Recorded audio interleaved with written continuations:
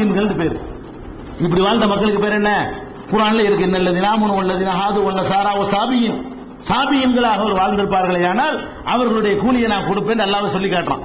அப்ப நபிகள் நாயகம் ஸல்லல்லாஹு அலைஹி வஸல்லம் உடைய மெசேஜ் சென்றடைவதற்கு முன்னாடி வாழ்ந்த மக்கள் என்ன செஞ்சிருக்கணும்?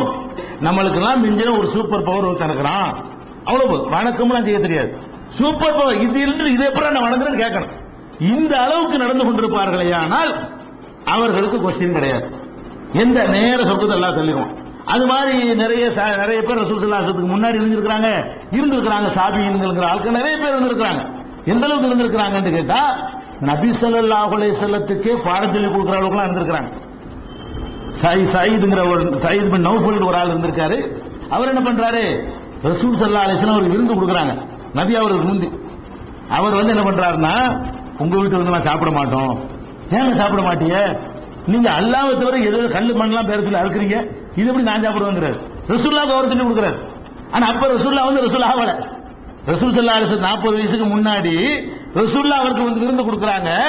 அவர் ரசூலுல்லாஹ்வுக்கு சொல்றாரு, நீங்கள் அறுக்கிறத சாப்பிட மாட்டேனே, நீங்க கல்லு மண்ணு இதெல்லாம் போட்டு கடவுள் மீங்க அதுக்காக அறுத்திருப்பீங்க, அது பேர சொல்லி அறுப்பீங்க, அதுக்காக நீங்க பூஜை செஞ்சு நான் சாப்பிடுவேனா? இப்படிப்பட்டவர்கள் இருந்திருக்கிறார்கள். அப்ப அந்த மாதிரி இருந்திருக்கணும். இவங்க எல்லாம் எப்படி இருந்திருக்கிறாங்க? ரசூல் ஸல்லல்லாஹு அலைஹி வஸல்லம் தாய் தகப்பனார்மார்கள் எல்லாம் அவங்க ஊர்ல எந்த கல்லை வழிபட்டாங்களோ, எந்த 360 சிலையை கொண்டாடினார்களோ அதை கொண்டாடி கொண்டிருக்கிறார்கள். அதுக்கு நமக்கு நேரடி ஆதாரம் இல்லாட்டா கூட இந்த நரகத்தில் இருப்பாங்க என்ற செய்தியிலிருந்து வழங்கி கொள்ளலாம். அவங்கள பத்தி உள்ள ஜட்ஜ்மெண்ட் இருக்குல்ல, இவங்க நரகவாசியா தான் இருப்பாங்கன்னு என்ன அர்த்தம்?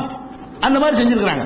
அந்த ஊர் மக்கள் எதையெல்லாம் கடவுள் என்று நம்பி இருக்கிறார்களோ அதை நம்பக்கூடியவர்களாக அவங்க இருந்த காரணத்தினால் அவங்களுக்கு அந்த நரகம் கிடைக்கிறதே தவிர இப்படி இருந்திருக்கணும் குறைஞ்சபட்சம். இப்படி நிறைய பேர் இருந்திருக்கிறாங்க. அது மாதிரியான ஆட்களாக இருப்பார்களே ஆனால் அவர்களுக்கு கூலி கிடைக்கும் என்று அல்லாஹ் சொல்லி காட்டுறான். ரசூலுல்லாஹ்வுடைய தாய் தகப்பன் அப்படி இருக்கல. எப்படி இருக்கல? ஒரு கடவுளை தான் வணங்க வேண்டும் என்ற அந்த கொள்கையில் இருக்கவில்லை. அந்த ஊர் மக்கள் எதையெல்லாம் கடவுள் என்று நம்பினார்களோ அதையெல்லாம் அவர்கள் கடவுள் நம்பினார்கள். இதான் மேட்ரு. இன்னும் சொல்ல போனா ரசூல் ஸல்லல்லாஹு அலைஹி வஸல்லமுடைய பெரிய தகப்பனார், அதை கூட நம்ம அபு தாலிப் உங்களுக்கெல்லாம் தெரியும். அபு தாலிப் என்பவர் ரசூல் ஸல்லல்லாஹு அலைஹி வஸல்லம் எடுத்து வளர்த்தவர். தாயாருக்கு தகப்பனாருக்கு பிறகு பாட்டனாருக்கு பிறகு எடுத்து வளர்த்து அவங்கள ஆளாக்கி இதெல்லாம் பண்ணினவர் யாரு? அபு தாலிப்ங்கிறவர். அவர் சக்கராத்தில் கிடக்கிறார். அவருக்கு போய் ரசூல் ஸல்லல்லாஹு அலைஹி வஸல்லம் சொல்றாங்க, எங்க இந்த மாதிரி இருக்கிறீங்க, எவ்வளவு ஹெல்ப் பண்ண, எனக்கு என்னுடைய பிரச்சாரத்துக்கு எவ்வளவு உறுதுணையா இருந்த, ஒரே ஒரு வார்த்தை சொல்லு, நான் உனக்கா அல்லாஹ்ட்ட பேசுறேன். ஒரே ஒரு வார்த்தை, லா இலாஹா இல்லல்லாஹ்னு ஒரு வார்த்தையை மட்டும் சொல்லு, நான் உனக்கா அல்லாஹ்ட்ட பேசுறேன். எவ்வளவு சொல்லி பார்க்கறாங்க ரசூல் ஸல்லல்லாஹு அலைஹி வஸல்லம். அவர் பாட்டு போயிட்டாரு. ஓயா எங்க அப்பன் பாட்டன் வழியில நான் போவேன் அப்படின்ட்டாரு. ஏன்னா அவர் பலதே வணங்கியிருக்காருன்னு சொல்ல வரேன். அவ்வளவு ஹெல்ப்பா இருந்த ஒருத்தர் கூட அப்ப ரசூலுல்லாஹ்வுடைய குடும்பத்தாருடைய வழக்கம் அபு தாலிப் வச்சு விளங்குது. அபு தாலிப் என்ன சொல்றாருன்னு கேட்டா, எங்க அப்பன் பாட்டன் எந்த வழிமுறையில் போனார்களோ அந்த வழியில் தான் நான் மூத்தா போவேன்ட்டார். அது என்ன வழி? அவரை ஒத்துக்கிறாரு. அவங்க அப்பன் பாட்டனுடைய வழிமுறை என்னவா இருந்துச்சுன்னு சொன்னா சிலை வணக்கம் செய்வது அவங்க அப்பன் பாட்டன் வழியா இருந்துச்சு. அதனாலதான் அந்த ரசூலுல்லாஹ் வருத்தப்படும் என்ன பண்றாங்க, ஒரு சொல்றாங்க, வல்லாஹில் அஸ்தக்ஃபிருன லக்க மாலம் உன்ஹான்க, தடை செய்யப்படாதவரை உங்களுக்காக நான் அல்லாஹ்ட்ட பாவம் மன்னிப்பு தேடுவேன். அப்படி எல்லாம் அவருக்காக ரசூல் ஸல்லல்லாஹு அலைஹி வஸல்லம் வாக்குறுதி கொடுத்தாங்க. அபு தாலிபுக்கு நல்லா தடுத்து விட்டாங்க, சொந்தக்காரங்களா இருந்தாலும் கேட்க கூடாது. அப்ப அபு தாலிபுடைய இது புகாரில் 1360 இருக்கிறது. அதே மாதிரி அவர் மரணித்த பிறகு ரசூல் ஸல்லல்லாஹு அலைஹி வஸல்லம் ரொம்ப கவலைப்படுறாங்க. இந்த மாதிரி குஃப்ரா மூத்தா போயிட்டாரு, இஸ்லாத்துக்கு வராம மூத்தா போயிட்டாரு, நமக்கு இவ்வளவு சப்போர்ட்டா இருந்தவர் இந்த கொள்கையை ஏத்துக்காம போயிட்டாரு அப்படின்னு ரசூல் ஸல்லல்லாஹு அலைஹி வஸல்லம் ரொம்ப வருத்தப்படும் பொழுது அல்லாஹ் என்ன பண்றான், இன்னக லா தஹ்தி மன் அஹ்பப்த, நீ விரும்பின ஆளுக்கு நேர் வழி காட்ட உன்னால முடியாது, நான் நாடியவருக்கு நான் தான் காட்டுவேன். இதுக்கு எதுக்கு எல்லாம் சொல்ல வர்றோம்னு கேட்டா, அவங்களுடைய பாரம்பரியமே பல தெய்வ நம்பிக்கை உள்ள பாரம்பரியம். ரசூல் ஸல்லல்லாஹு அலைஹி வஸல்லம் பாரம்பரியம் சாபியீன்கள் பாரம்பரியம் இல்ல. அதாவது எதையும் நம்பாமல் ஒரு கடவுள் சூப்பர் பவரை மட்டும் நம்பினார்களே, அப்படிப்பட்ட பாரம்பரியம் ரசூலுல்லாஹ்வுடைய பெரிய தகப்பனாருக்கோ பாட்டனாருக்கோ இருக்கவில்லை. அதனாலதான் அவங்களுக்கு மன்னிப்பு கிடைக்கல. குறைஞ்சபட்ச சாபியீன்களா இருந்தார்களே ஆனால் நரகம் வந்திருக்காரு. அவங்களும் நம்ம மற்றவங்க மாதிரி சொர்க்கத்துக்கு வந்திருப்பாங்க. இதை விளங்கிக்கிறோம். இதுக்கப்புறம் என்னன்னு கேட்டா, அந்த இது சொல்லும்போது சில ஆளுக்கு என்ன செய்வாங்கன்னு கேட்டா, அந்த சம்பவத்தை நியாயப்படுத்துறதுக்காக ஒரு தத்துவத்தை சொல்லுவாங்க. என்ன தத்துவம்? ரசூலுல்லாஹ் சொன்னாங்க, என்ன சொன்னாங்க, தாயார சொர்க்கம்னு சொன்னாங்க, தாயார் நரகத்துலன்னு சொன்னாங்க, தகப்பனார் நரகத்துலன்னு சொன்னாங்க. அதெல்லாம் முந்தி சொல்லலாம். இது பிந்தி நடந்த வச்சுட்டா என்ன, இது பிந்தியா திரும்ப உயிர்ப்பித்து ஈமான் கொண்டு மூத்தா போனாங்கன்னு இருக்குது. அது பிந்தி நடந்தது வச்சுக்கிடுவோம். முந்தி பிந்தி இப்படி முரணா நடக்கும்ல மார்க்கத்துல. முன்னாடி ஒண்ணு அனுபவிச்சிருப்பாங்க, பின்னாடி ஒண்ணு தடை செஞ்சிருப்பாங்க, முன்னாடி உள்ள சட்டங்கள் பின்னாடி மாற்றப்படும். அதனால இது இந்த ஹதீசுகள்லாம் சரியான ஹதீசுகள் தான். ஆனால் இது எப்படி எடுத்துக்கொள்ளணும்? இப்படி சொல்றாங்க, சுயத்தி மாதிரி அறிஞர்கள் இப்படி சொல்றாங்க. எப்படி சொல்றாங்க? இது முந்தி நடந்தது. அதாவது ரசூலுல்லாஹ்வுடைய தாய் தகப்பனார் நரகத்தில் என்பது முன்காலத்தில் சொன்னது. இது திரும்ப உயிராக்குனது கடைசி காலத்துல பின்னாடி நடந்தது. இது ஏன் எடுக்கக்கூடாது அப்படின்னு ஒரு வார்த்தையை சொல்லுவாங்க. ஆனால் இது நீங்க இது கேலி கூத்தான ஒரு வாதம். ஆனா யாருக்கு புரியறது இல்லை, நுணுக்கம் புரியறது இல்லை. முன்னாடி ஒரு சட்டம் பின்னாடி ஒரு சட்டம் மாற்றப்படுவதெல்லாம் சட்டங்களுக்கு தான் பொருந்தும், வரலாறுக்கு பொருந்தாது, நிகழ்வுகளுக்கு பொருந்தாது. நிகழ்வுக்கு பொருந்துமா? எது மாற்றப்படும்? இன்னைக்கு செய்யின்னு சொல்லிட்டு நாளைக்கு செய்யாதன்னு சொல்லலாம், அல்ல இன்னைக்கு செய்யாதுன்னு சொல்லிட்டு நாளைக்கு செய்யன்னு சொல்லலாம், இன்னைக்கு செத்தான்னு சொல்லிட்டு நாளைக்கு சாவல சொல்லலுமா? இது நிகழ்வுகள். எதுல மாற்றப்படும் என்றால் சட்டங்கள் மாற்றப்படும். ராமசாமி எனக்கு செத்துட்டா இருக்கிறோம், இன்னைக்கு சாவலைங்கிறோம், என்ன மாற்றப்பட்டுச்சு? செத்துட்டா இருந்தியப்ப செத்ததான எப்படி மாற்றப்படும்?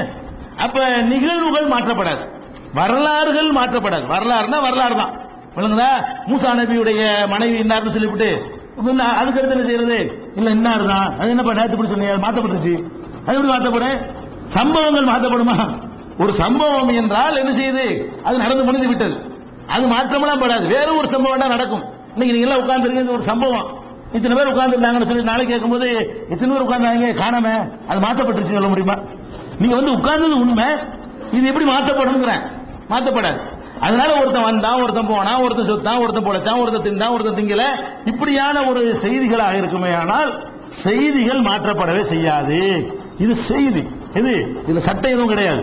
அவங்களுடைய தாயும் தகப்பனாரும் நரகத்தில் இருப்பார்கள் என்பது ஒரு செய்தி.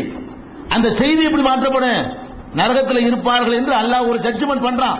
அந்த ஜட்ஜ்மெண்ட் மாற்றப்படாது. எது மாற்றப்படும்? உங்களுக்கு போடுற உத்தரவுகள் மாற்றப்படும்.